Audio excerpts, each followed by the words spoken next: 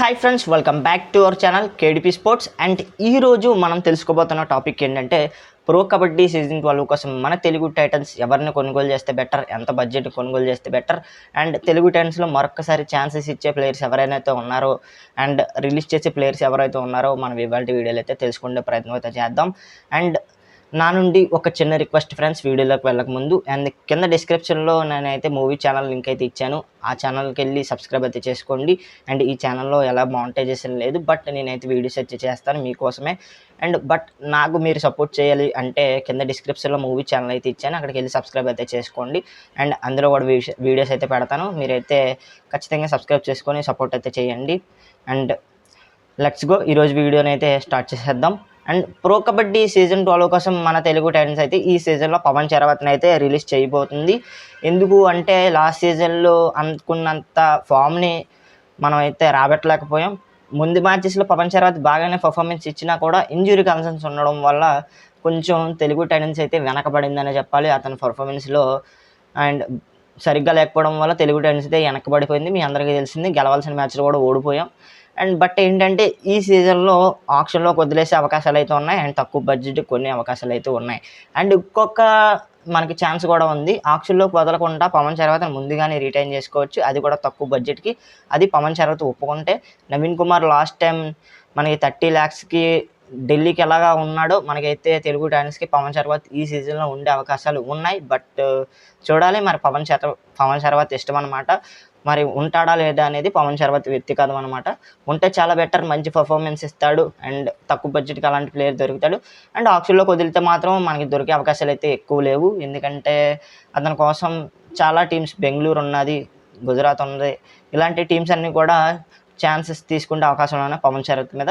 And చూడాలి మరి తక్కువ బడ్జెట్ తీసుకుంటారా లేదనేది. రిలీజ్ చేయడం అయితే పక్కా. అండ్ దీని మీద ఒక క్లారిటీ అయితే వచ్చింది అనుకుంటాను.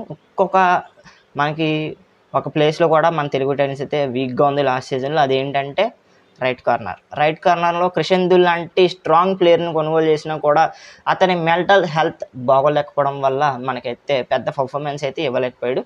అండ్ ఈ సీజన్లో మరి అతన్ని రిలీజ్ చేస్తారా లేదా అనేది చిన్న డౌట్ అనమాట. ఎందుకంటే కృష్ణ కుమార్ సార్ శిష్యుడు కాబట్టి ఇంకొక ఛాన్స్ ఇచ్చే అవకాశాలు ఉన్నాయి. అండ్ మంచి ప్లేయరే కాబట్టి ఇంకో ఛాన్స్ ఇచ్చే అవకాశాలు ఉన్నాయి. ఎందుకంటే పాట్నాలో కావచ్చు, దబంగ్ ఢిల్లీలో కావచ్చు ఎటువంటి పర్ఫార్మెన్స్ ఇచ్చాడు ప్రత్యేకంగా చెప్పక్కర్లేదు, చూడాలి. అండ్ ఆప్షన్లోకి వదులుతారా లేదా అనేది. ఆప్షన్లోకి వదిలితే మాత్రం తక్కువ బడ్జెట్కి తీసుకునే అవకాశాలు ఉన్నాయి, మంచి ఫామ్లో ఉంటాయి. లేదా అంటే ముందుగానే రిటైన్ చేసుకుంటారు, ఇంకొక ఛాన్స్ ఇస్తారు. లేదు ఈ ప్లేయర్ వద్దు, వేరే ప్లేయర్ కావాలంటే రాహుల్ సేత్వాల్ లాంటి ప్లేయర్స్ని ఎవరినైనా తెచ్చుకోవచ్చు, లేకపోతే యంగ్స్టర్ మీద బడ్జెట్ పెట్టుకోవచ్చు. అండ్ ఇంకొక విషయం ఏంటంటే తెలుగు టైటన్స్ ఈ సీజన్లో మరి పవన్ శరవత్ లేకపోతే ఎవరి మీద ఆధారపడే అవకాశాలు అయితే ఉన్నాయో చూద్దాం గైస్. అండ్ చాలామంది అంటున్నారు మనకి మహమ్మద్ రేజా చియానే వస్తే బెటర్ అని. అండ్ మహమ్మద్ రేజా చియానే వచ్చినా కూడా అండ్ ఎక్కువ బడ్జెట్ అయిపోతుంది, మరి చూడాలి. మహమ్మద్ రేజా చియానే కానీ టార్గెట్ చేస్తే కంప్లీట్లీ డిఫెన్స్ టీమ్ అయిపోతుంది మన తెలుగు టైటన్స్ అయితే. అండ్ ఇంకొక రైట్ కార్నర్ కోసం తక్కువ బడ్జెట్కి ఒక యంగ్స్టర్ని తెచ్చుకోవాల్సి వస్తుంది పవన్ శరవత్ కానీ తెలుగు టైటన్స్ లేకపోతే. అండ్ మహమ్మద్ రేజా దొరకలేదు, పవన్ శరవత్ దొరకలేదు అంటే మనకి రోహిత్ కుమార్ లాంటి యంగ్ ప్లేయర్ అయితే మన తెలుగు టైటన్స్లో ఆల్రెడీ ఉన్నారు. అండ్ వాళ్ళని ఉపయోగించే అవకాశాలు ఉన్నాయి. మనకైతే లాస్ట్ టైం రైడింగ్ పెట్టుకొని రోహిత్ని తీసుకునే అవకాశాలు అయితే ఉన్నాయి. విజయ్ మాలిక్, ఆశిష్ అండ్ రోహిత్ ఉండే అవకాశాలు ఉన్నాయి. ఇంకా డిఫెన్స్లో చూసుకున్నట్లయితే వేరే యంగ్స్టర్ని తెచ్చుకోవచ్చు, లేకపోతే ఒక సీనియర్ మీద టార్గెట్ పెట్టుకోవచ్చు. అండ్ తక్కువ బడ్జెట్కే ఈ ప్లేయర్స్ని కొనుగోలు చేయడానికి తెలుగు టైటన్స్ అయితే చూస్తుంది. అండ్ ఇదిగా ఈసారి తెలుగు టైటన్స్ అయితే ఆప్షన్ స్ట్రాటజీ ఈ విధంగా ఉండబోతుంది. మరి మీరేమనుకుంటున్నారు కింద కామెంట్ సెక్షన్లో తెలపండి. ఎలాంటి టీం కొనుగోలు చేస్తే బెటరో మీరు కామెంట్ సెక్షన్లో తెలిపితే నేనైతే తెలుసుకుంటాను.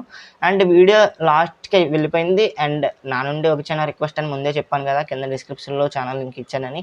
అండ్ ఖచ్చితంగా వెళ్ళి సబ్స్క్రైబ్ చేసుకొని సపోర్ట్ చేయండి భయ్య. And thank you so much, ఇప్పటి వరకు అందరూ సపోర్ట్ చేశారు. అండ్ ఈ ఛానల్కి సపోర్ట్ చేసినట్టే ఆ ఛానల్లో కూడా సపోర్ట్ చేయండి. అండ్ మరొక ఇంట్రెస్టింగ్ వీడియోతో తర్వాత కలుద్దాం. అంతవరకు బాయ్ ఫ్రెండ్స్, బై. నేను మీ KDP signing off. Bye friends.